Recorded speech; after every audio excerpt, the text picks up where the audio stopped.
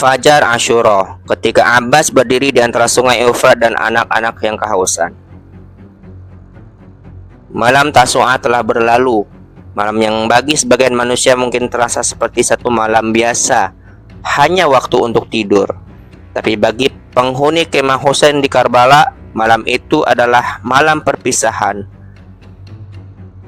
Fajar tanggal 10 Muharram 61 Hijriah pun tiba.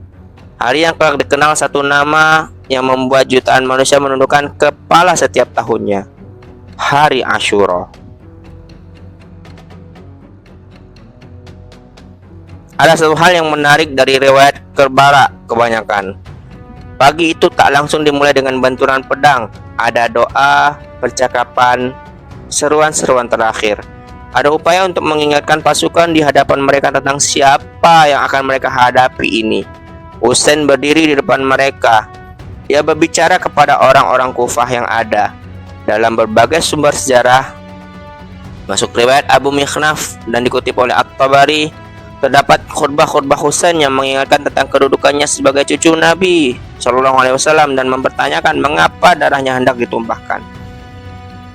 Ia berkata, "Lihatlah siapa aku. Bukankah aku anak dari Rasul kalian?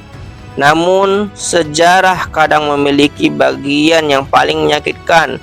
Bukan ketika manusia tak mengetahui kebenaran, tapi ketika mereka mengenal seseorang, lalu tetap memilih jalan yang berbeda." Abbas bukan orang yang pertama maju.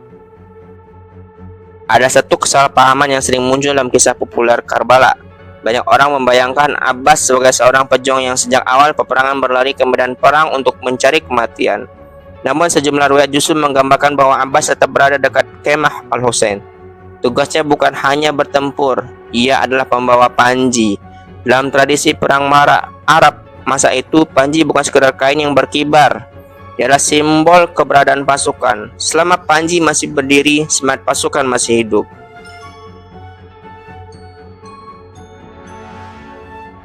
Dan selama Abbas masih berdiri, kemah masih memiliki pelindung.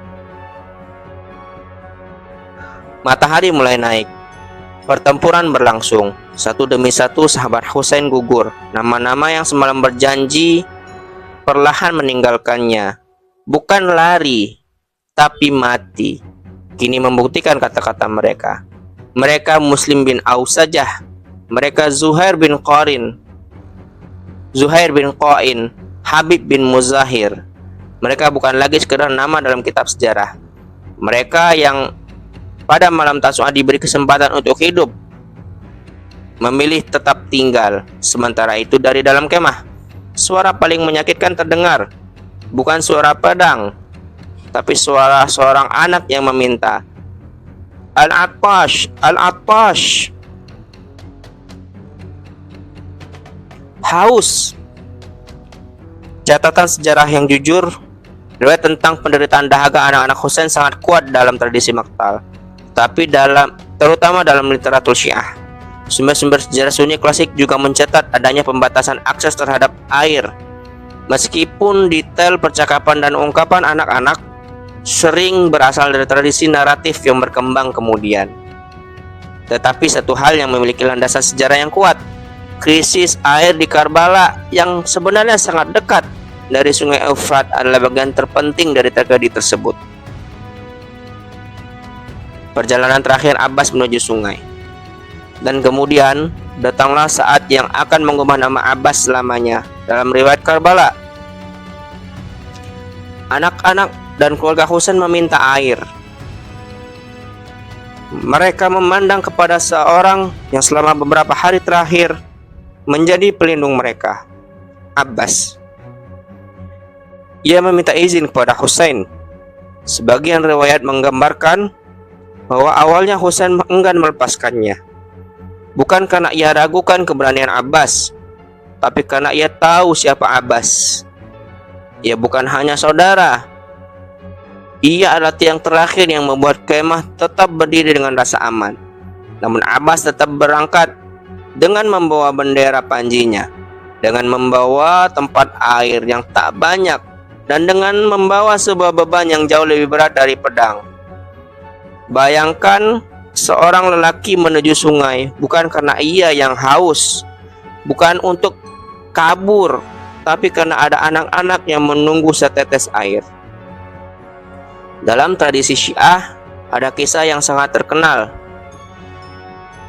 Ketika Abbas berhasil mencapai sungai Efrat dan mengambil air dengan tangannya, ia tak meminumnya. Ia teringat dahaga Al-Husain dan anak-anak di kemahnya. Maka ia buang air dari tangannya. Syair-syair yang dinisbatkan kepadanya menggambarkan sikap itu. Wahai jiwa, setelah Al-Husain janganlah engkau hidup. Namun di sini kita perlu jujur sebagai sejarawan. Apakah kalimat itu benar-benar keluar dari lisan Al-Abbas? Tentu tak ada yang bisa memastikan. Kita tak dapat memastikan secara historis. Riwayat tersebut berkembang kuat dalam tradisi Syiah dan sastra maktal, tapi sulit diverifikasi dengan standar sejarah modern. Namun, kisah itu menunjukkan bagaimana generasi Muslim memandang karakter Abbas, bukan sekedar seorang pejuang, tapi lambang kesetiaan. Abbas berhasil mengambil air, namun perjalanan pulang adalah bagian paling tragis. Pasukan lawan mengetahui bahwa jika air sampai ke kemah, itu akan mengangkat semangat rombongan Husain. Ia pun dihadang. Terjadilah pertempuran yang sangat tak berimbang. Satu melawan ratusan, satu melawan ribuan, atau satu melawan puluhan ribu. Riwayat paling terkenal menyebut bahwa kedua tangan Al-Abbas pun terputus, ditebas dengan pedang. Tanpa perlawanan berarti, ia hanya ingin mempertahankan air yang ada. Namun ia tetap berusaha membawa tempat air itu dengan sisa kekuatannya, dengan giginya. Sekali lagi, detail-detail mengenai urutan kejadian dan dialog berasal dari tradisi maktal dengan antar sumber variasi. Namun, wafatnya Al-Abbas sebagai salah satu peristiwa paling menyayat dalam tragedi Karbala diterima secara luas dalam tradisi sejarah Islam, baik Sunni maupun Syiah. Di suatu tempat di padang Karbala, seorang lelaki yang semalam menjaga kemah hingga fajar kini terbaring di atas pasir. Dia tak kembali membawa kemenangan, ia bahkan tak berhasil membawa air. Dan mungkin justru disitulah dunia mengingatnya, bukan karena keberhasilannya, tapi karena ia tetap mencoba, meskipun keberhasilan 1% pun tak ada. Dalam tradisi Syiah, ada sebuah ungkapan yang sangat terkenal tentang Al-Abbas, patah punggungku setelah kematianmu. Ungkapan ini dinisbatkan pada Al-Husain ketika melihat jasad saudaranya. Namun sebagaimana banyak detail emosional Karbala, tingkat keautentikan kalimat persisnya menjadi bahan kajian para sejarawan yang hingga saat ini masih belum bisa dipastikan. Tapi tak ada keraguan bahwa wafatnya Al-Abbas merupakan pukulan telak bagi Al-Husain dan keluarga yang berada di kemah.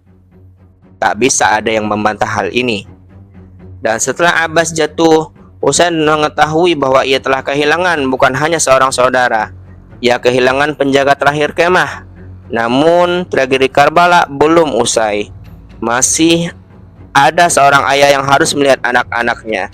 Masih ada seorang cucu Nabi yang harus menghadapi detik-detik terakhir kehidupannya. Dan masih ada satu pertanyaan yang akan menggema selama berabad-abad. Apakah Karbala adalah kekalahan atau justru kemenangan yang harus dibayar dengan kepala?